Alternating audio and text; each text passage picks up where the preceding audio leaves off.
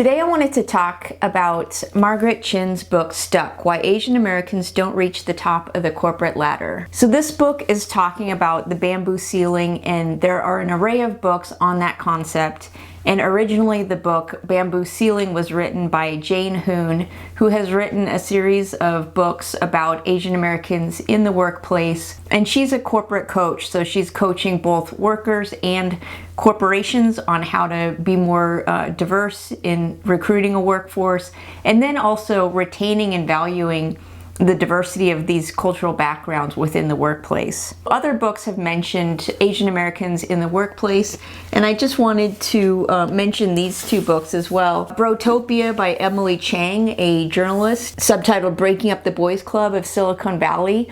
This book really examines the sexism inherent in the startup tech industry.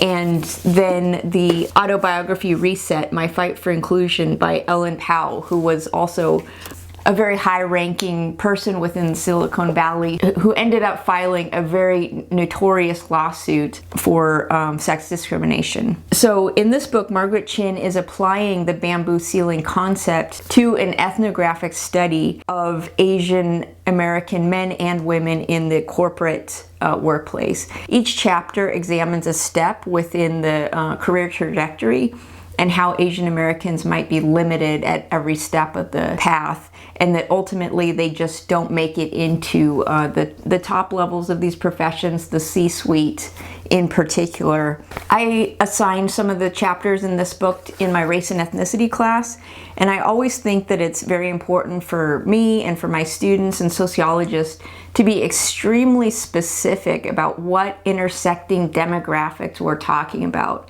And so, for example, we just can't talk about race in the workplace and, these large umbrella categories such as BIPOC or POC, because that's going to obscure all of these specific details of how each particular demographic is faring within whichever social context. And even within any demographic category such as Asian American, we could break that down even further by ethnicity, gender, sexual orientation, disability, age, educational attainment, what have you, to really understand the nuances. But generally, Asian American, the whole category is just dropped when we're talking about education or workplace or inequalities. They talk about white, black, Latinx, and then and then period. And so Asian Americans aren't even included in a lot of statistics. And so this book is going to focus on second generation Asian Americans who are either born in the United States or came here at a very young age, how their careers are going in direct correlation to the high levels of educational attainment and also the elite educations that they had obtained. They're great at getting into these top schools. Asian Americans have the highest rate of college attainment of any racial group in the United States, but yet we don't see them on the top rungs of the corporate world, in the legal profession, and certainly not in politics, and certainly not in media, and I don't know what profession we see them at the top of in the United States.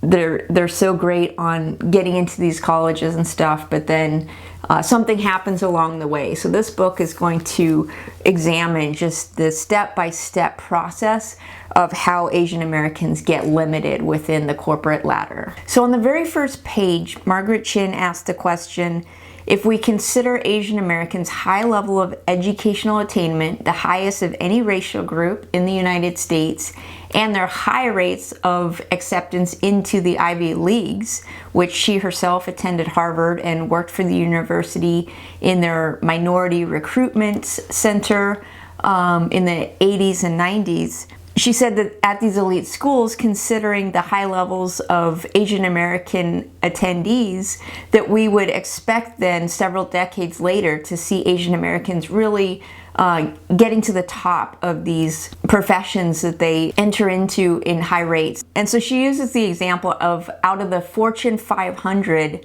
CEOs, there are 24 white women, 3 black Fortune 500 CEOs, and fewer than 12 Asian Americans. So this book attempts to answer that question. What happened? Asian Americans had high rates of entry into educations that would seem to be a launch pad into these great professions and ultimately into becoming the leaders of our society. So Margaret Chin conducted her ethnographic research for this book between 2014 and 2016, and she interviewed 103 Asian Americans who either were born in the United States or came here before the age of 13. And all of these interviewees were defined as elite based on the status of their educational attainment. Chapter 1 is titled Aspiring Young Asian Americans. And the first sentence states, Asian American professional workers have been hiding in plain sight for over 30 years.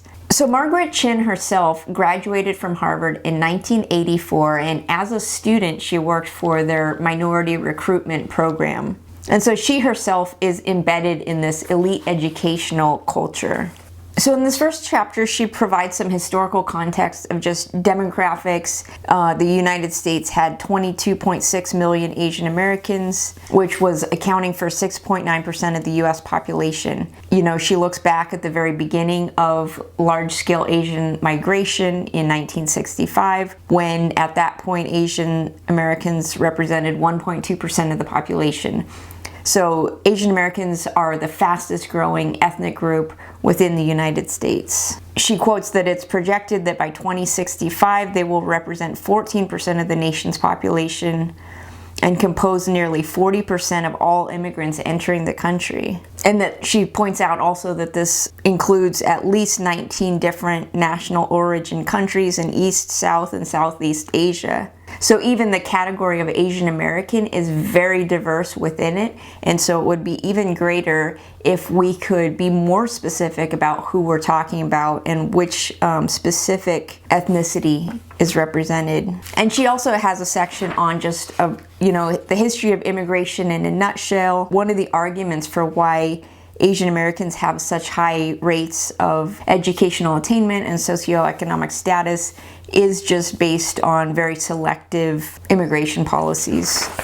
Asian immigrants do represent a range of socioeconomic status, educational backgrounds, and so on. A large percentage of them do gain access because of their high levels of education and professional skills. And so therefore these folks are already coming from an elite socioeconomic demographic, and then they come to the United States and reproduce that. So in this first chapter, she's just introducing her participants and the Asian American elites in general in the United States. One statistic is that most of their immigrant parents hold college degrees and are more educated than many of the native-born parents of similar ethnic groups. She talks about the immigrant parents' generation, a bit about their background as far as their job skills in their home country compared to coming to the United States, and their child rearing practices. And so for Asian American parents, they did put a great deal of pressure on educational attainment and really focused on merit as far as getting into and assimilating into the American culture, into the educational institutions, and then onward and upward. These parents also, she mentioned, are very adverse to speaking about any kind of racist incident that has happened to them or about race in general, and really just want to try to focus on hard work, merit. And so they really focus on this as their specific pathway to integration.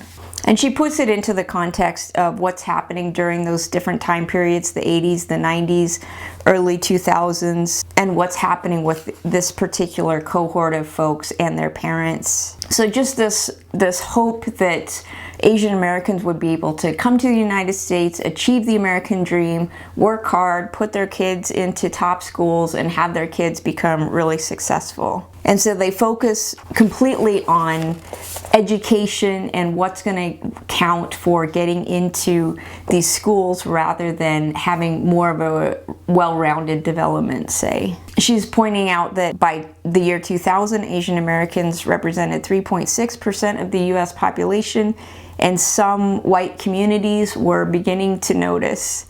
She says on page 45, where whites compete with Asian Americans for limited spots in the school system, there is plenty of resentment against the high academic achievement of Asian Americans. So Asian Americans become to be viewed as unfair competition.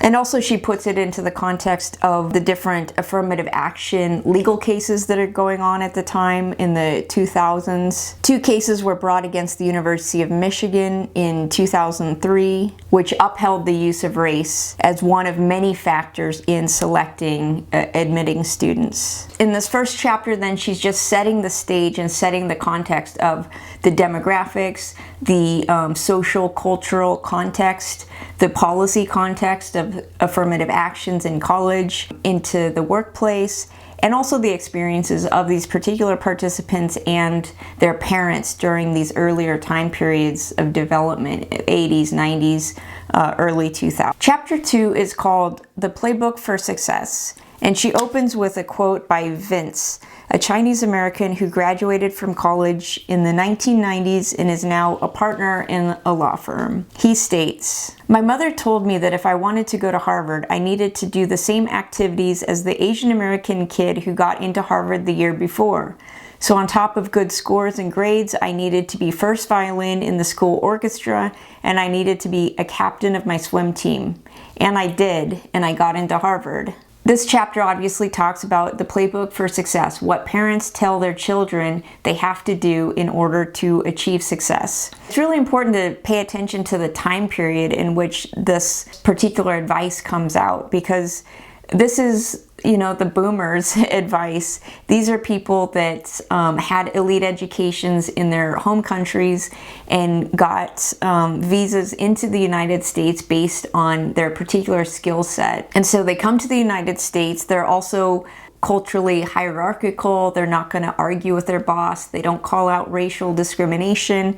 And they also teach their children to be, obedient to authority, to work hard in school, to obey the teacher, and so on. And so there's just this very strong belief in meritocracy, and working hard will pay off. But this is people that came to the United States in the 60s, in the 70s, in the 80s. And so now they're having children that are growing up in this time period in the United States. So in this chapter, The Playbook for Success, she's talking about the different time periods that the playbook was communicated from parent to child, the specific details of the playbook. So one section is called The Playbook and the Ideal of the Self-Made Asian American. She says she's coining this term, the playbook, to label an almost universally used guide composed of verbal advice that Asian Americans use as they move through school and into the professional world. She has a section called Origins of the Playbook, Part 1. And so she's saying that outsiders may think that this playbook is based on Asian cultures. So she's saying that in the 1960s, that a lot of the parents that came over here were in the STEM fields, and that they witnessed that a college degree would really promote advancement within society. This is the 60s, the 70s, and so think about the percentage of the population getting college degrees at that time period, and the caliber and the socioeconomic status of those people who are pursuing higher education. So it's a totally different time period in which very few people had college degrees. So of course, having one really made a distinction.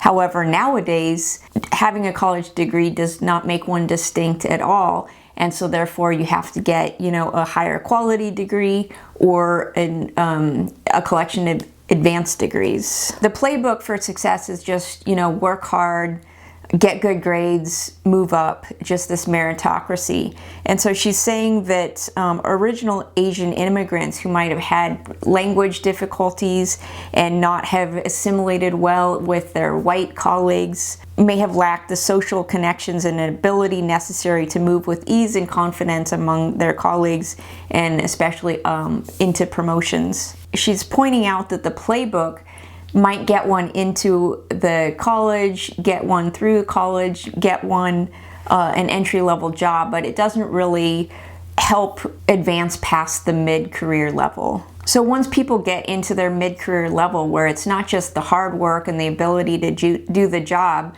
that is getting them promoted or recognized within their job, they have to be really savvy about getting the right projects and working with the right people and basically networking in order to advance professionally. And so this is the point in which a lot of Asian Americans, the playbook for success fails them, and they don't quite understand why. They're working hard, they're doing what they're supposed to do, but they're not getting the continued promotions. On page 58, for example, she quotes one of the participants that says, "Every time I was in a Korean setting, I was told to just defer to authority, to my elders, shut up, work hard, don't ask questions, don't be confrontational, and if you do that, good things will happen." That worked up to a certain point. So keeping your head down, working really hard, going to a public school that was really focused on good grades, testing. I graduated with a great GPA. I went to MIT undergrad, graduated MIT with a good GPA, then got a job at a finance firm. Chapter 3 is called Landing a Job. The chapter opens with this quote from a Chinese American female 1990s college graduate. And she says, "So one of the VPs that I happened to know in my internship connected me to a VP at US Trust. So I was the only Asian American in my immediate group, and my immediate group had 15 people.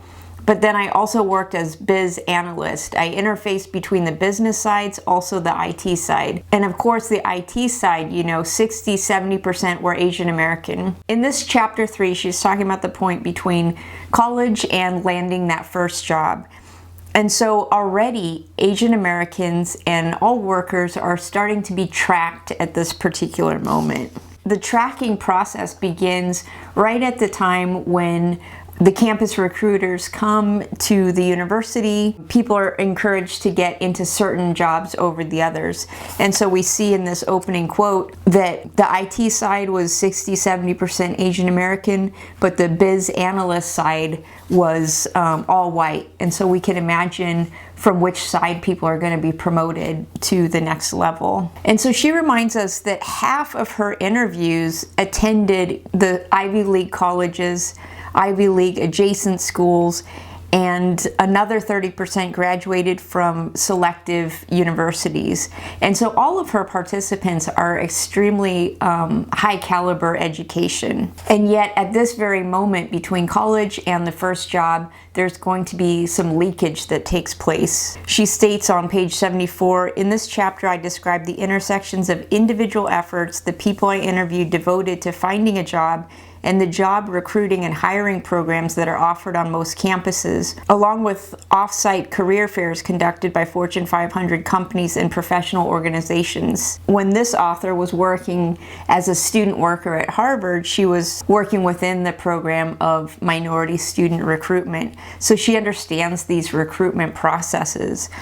And so now you have this confluence where companies are going to begin targeting particular college campuses, and a lot of elite companies like to just hire people from Ivy League schools because they've already been filtered in such a way that they like this caliber of a person, someone that would have been accepted to Stanford. And it doesn't matter what that person majored in or the details about them, but just that they have that name brand. She has a subsection called Recruit and Select.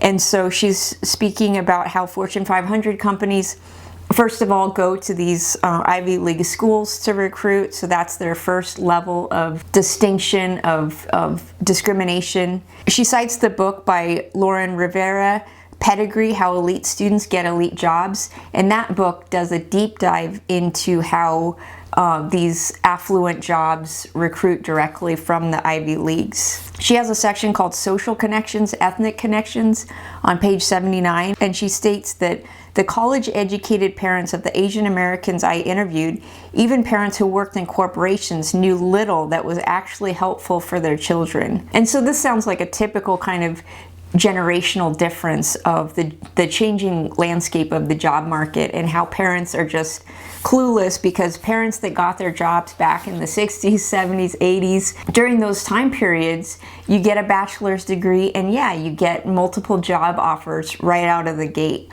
But things have changed a lot. And so it just reminds me also of, you know, my own father, who was a college professor, you know, started in the profession at the dawn of time and had everything handed to him. So for example, my father, when he got his PhD, his main professor gave a call to another professor friend and just got him a job at the University of Washington.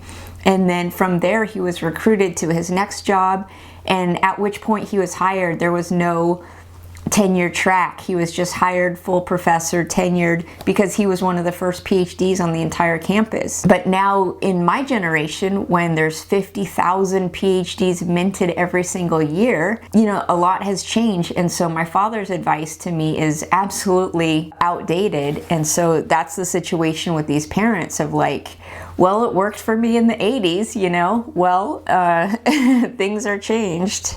And she says here on page 83, in fact, most of the other 1980s graduates of select colleges that I interviewed thought that meetings arranged by an on-campus career center represented the best way to get a job. At least that was how they found their jobs.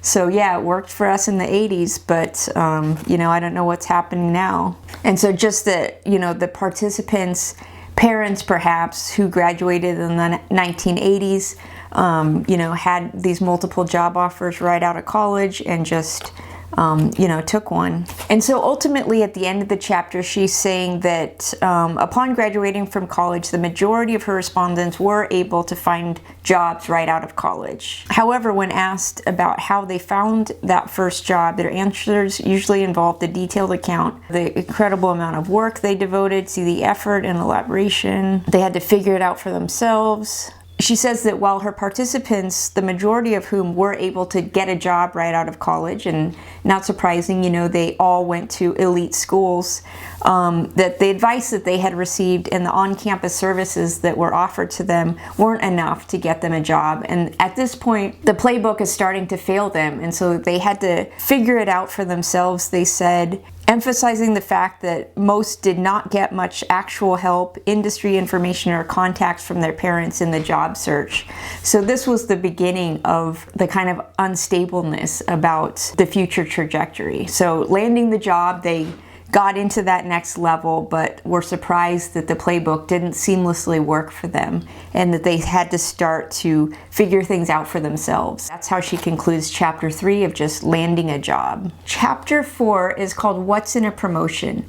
And Chin starts out in this chapter by stating, if our participants are solely focused on their work performance and technical abilities at their job, they start to slip at this point and not get those advancements and promotions. At this stage in their career, they need to have great social skills or soft skills and so-called leadership skills. And so she points out, for example, that workers need to come across as authentic.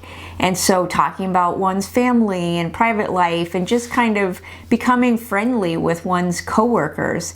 And so for some Asian American participants, especially their parents' generation or more recent immigrants, they might not want to, they might find it more unprofessional to be talking about their family life in the workplace setting. And so maybe they don't delve as deeply into those kinds of conversations, which is not so much about what people are talking about, but just building that camaraderie and sense of trust among coworkers. And so a lot of important business meetings start to happen socially now.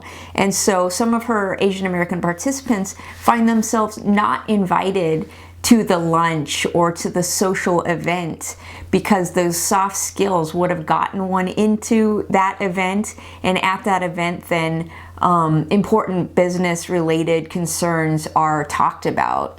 So for example, some people might have even minimized their attendance at these seemingly social events, but are actually kind of very important building allyship amongst coworkers. So going out to happy hour, for example. Participating in happy hour and all of these social events and getting to know each other, networking, coming across as authentic and personable are really important for these so-called like leadership skills and for your coworkers to see you in that kind of leadership role. And so many participants are just kicking themselves to think, wow, I should have gone out drinking, like that was more important than, you know, the hard work I put in. Another concept that the author uses in this chapter is that of stereotype threat. And that concept basically entails that when someone feels that they are being evaluated based on their demographics, being a woman, being a person of color, that they're going to perform less well because they feel that they're being judged based on this category.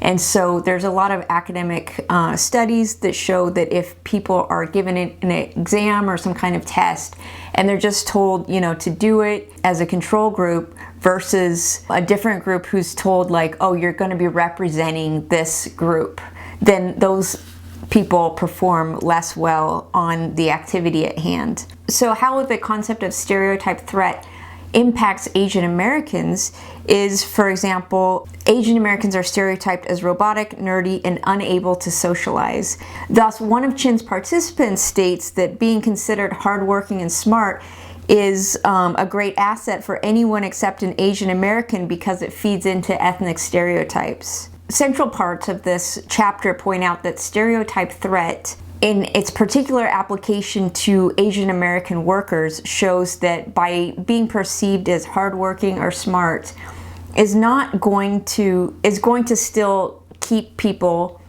in a box, and they're not going to be promoted beyond that to leadership. There's still going to be some kind of social exclusion. This is the point when Chin's participants really needed to shift their focus towards this social aspect of gaining trust and being put on the right projects, the right teams, and so on to navigate who's important within this company, who needs to like you, and ways in which to get promoted based on networking. So chapter 5 is called Moving Up to the Corner Office or Close to It. At the beginning of this chapter, Chin points out that only 7% of corporate leadership positions are held by Asian Americans nationally. And so the question is, what is happening at this level and above in the career trajectory that is limiting Asian American workers? And so in this chapter, she continues to present the ways in which social behaviors and stereotypes continue to restrict the workers or produce this bamboo ceiling at this stage in their career. So at this mid-career level, when one is trying to get into leadership positions, one really has to be socially integrated with the colleagues and with the senior management. She says that these social abilities were based on socializing and communicating, especially on a personal level with colleagues. So personal engagement and coming across as friendly and warm, whereas the Asian stereotype says that they're aloof, they're cold, they don't come across as warm and caring. These aspects and behaviors were paramount into gaining trust within that corporate networking system that would get one promoted. Because at this point, it's like based on who likes you, who wants to work with you, who likes your personality, because everyone should have the same strong skill set at this stage in their career. How people are going to come across as distinct and considered for leadership, you know, schmoozing the right people basically in a really kind of politician style manner that many Asian Americans perhaps have not put a lot of effort into perfecting. In this chapter also, she relies on the concept of perpetual foreigner. So the concept of perpetual foreigner was coined in 1999 by Mia Tuan in her book Forever Foreigners or Honorary Whites, The Asian Ethnic Experience Today.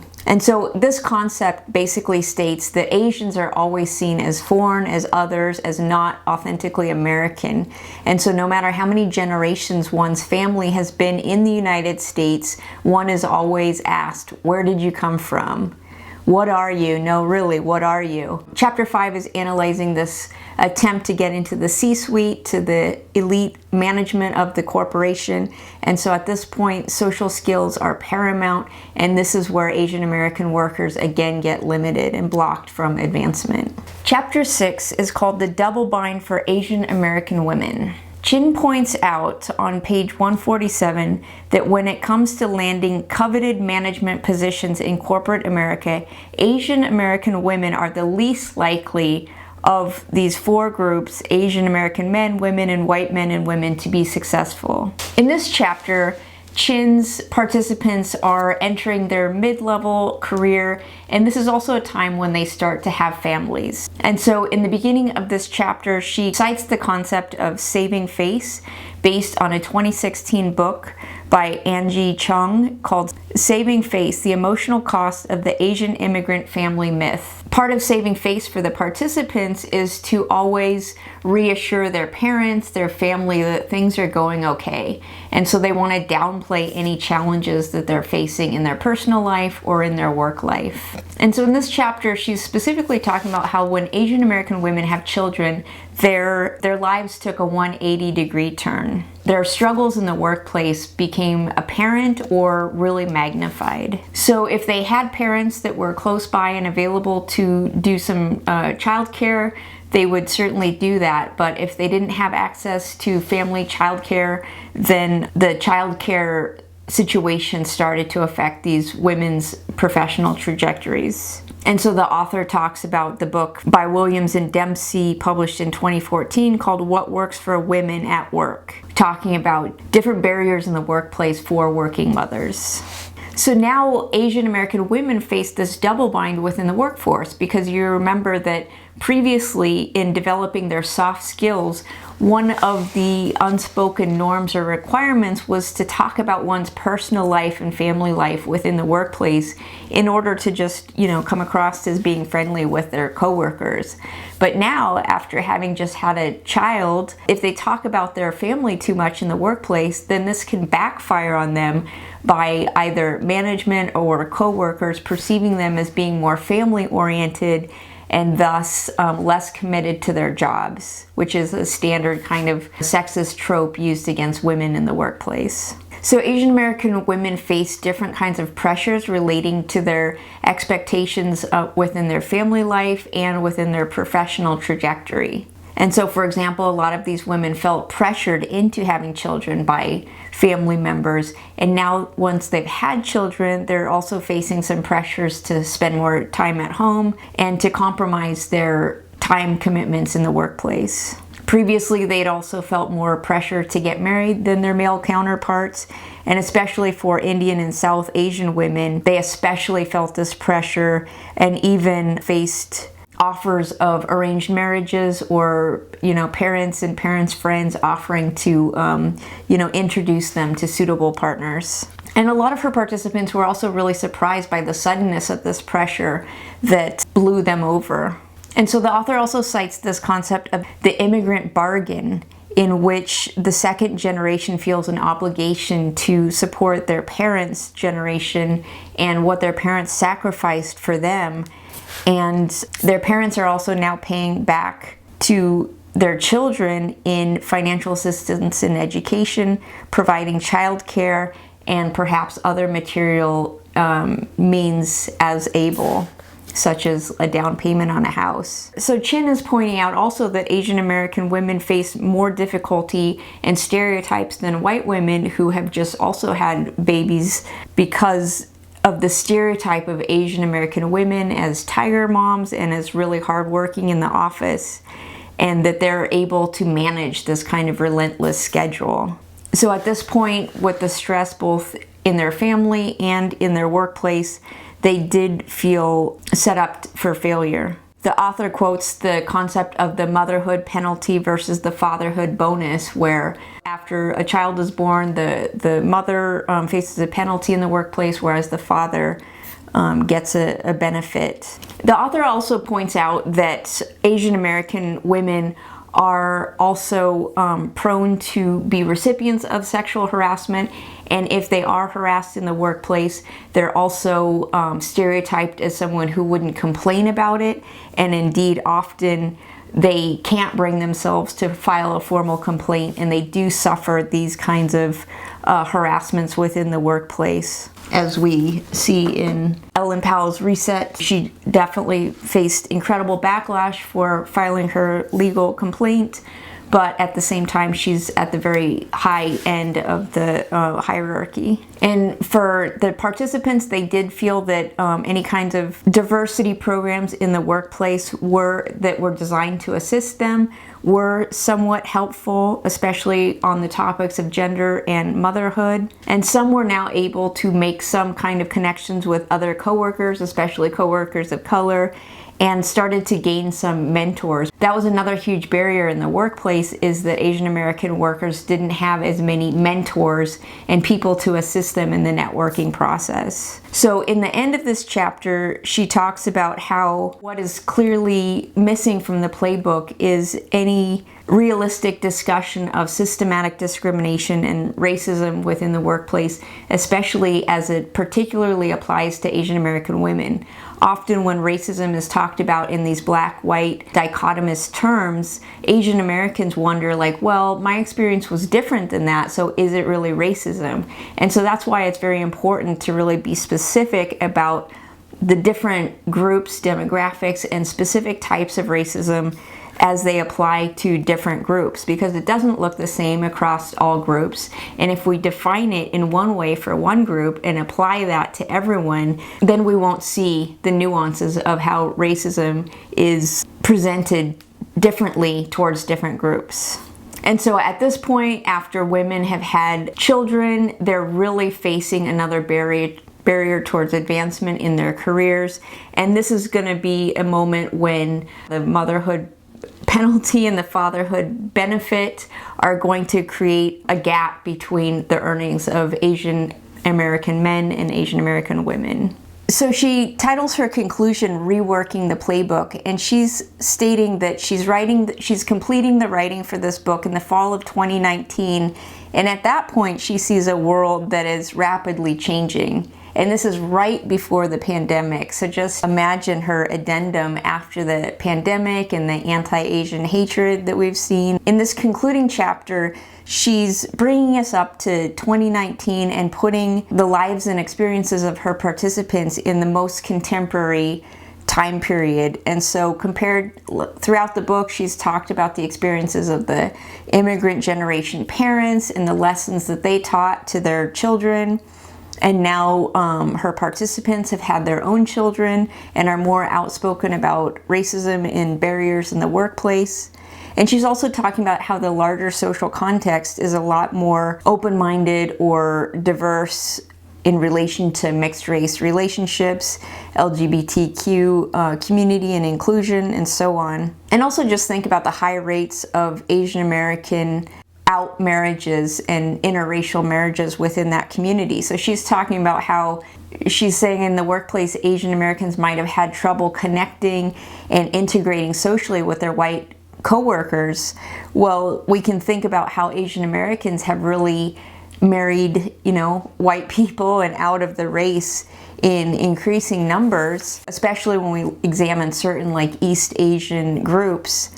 And so when we think about that kind of integration, like Asian Americans are having families and children and marrying white people. And so certainly we can imagine that their social integration in the workplace is also increasing. But of course, she is also talking about the Trump presidency, this anti-Asian rhetoric coming from the president's office. And so this also points out to the lack of Asian American we have in the highest levels of politics. So we're lacking, Asian Americans have the least representation, say, in senators, in state representatives, in federal judges, and so on. And so that makes them, as a community, a lot more vulnerable politically. In this conclusion, she has a section called Race Matters.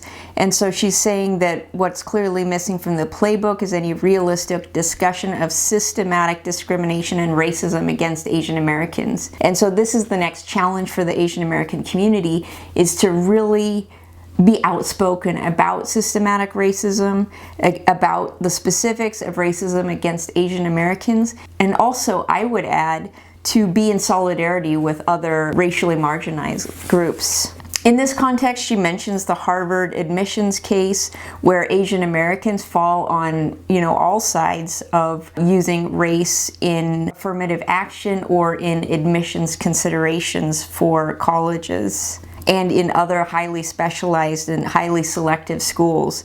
And the last section of the concluding chapter is called Social Skills, Trust, and Race. And the first sentence in that section says, Asian Americans who have made it to the executive offices say they are trusted, despite the fact that there are a whole set of stereotypes about Asian American employees, especially that the individual is forever foreign and can't be trusted. And she says that something that Asian Americans can work on and have control over achieving is building trust. And she says trust should be seen as something a person can work on starting at a young age. She's saying trust is a social skill that needs to be included in the Playbook tenets. She's saying the more quickly and effectively these lessons can be mastered, the greater the chance Asian Americans will have of breaking through to the C-suites. Lessons that may have served an earlier generation will need to be rethought and rewritten to serve men and women who will come after. So she still is trying to give us some hope that Asian Americans have some power and control over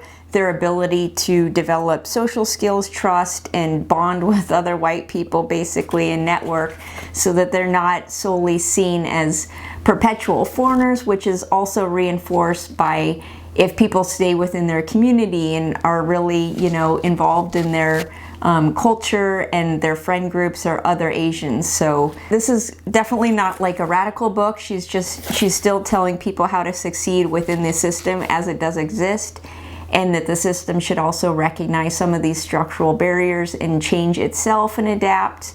But overall, this is a great kind of ethnographic study. And she said it's one of the first book-length studies to examine in detail each rung in the corporate ladder and how Asian Americans might leak out at each of these stages and what can be done to retain them within the corporate ladder and get them to the top. So that is Margaret Chin's book, Stuck, Why Asian Americans Don't Reach the Top of the Corporate Ladder. I hope to do a video about the Bamboo Ceiling original book so that we can see what has changed from that book all the way till this book, 2019.